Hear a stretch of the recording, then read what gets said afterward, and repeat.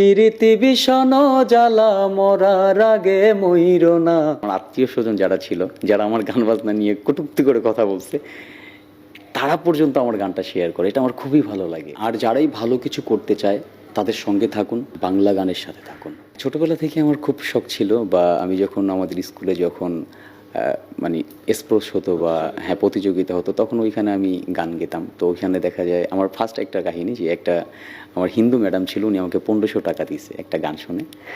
তা আমি তখন থেকে গানের প্রতি আমার একটা আকর্ষণ ছিল। হ্যাঁ, উৎসাহ দিত যে তোমার কণ্ঠ খুব ভালো। বান্ডেল থাকলে প্রতি সেনমানিতে টাকা বাঁচবে। বিকাশ সেনমানি বান্ডিল কিনে জিতুন প্রতি লেনদেনে।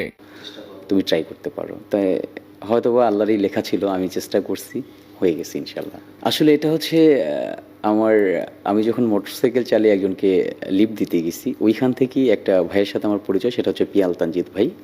তো ওনার সাথে যখন আমার পরিচয় হয়, ওনার হাত ধরে যখন মিডিয়াতে আমি আসার পরে আমি অনেক এটা তো বাস্তবমুখী জীবন, অনেক পরিশ্রম করতে হবে, হ্যাঁ অনেক বা মানে কষ্ট সইতে হবে, এগুলো সব কিছু অ্যারেঞ্জ করে এই পর্যন্ত আসা। তো এর মধ্যে অনেক কিছু হয়, ভালো হয়, মন্দ হয়।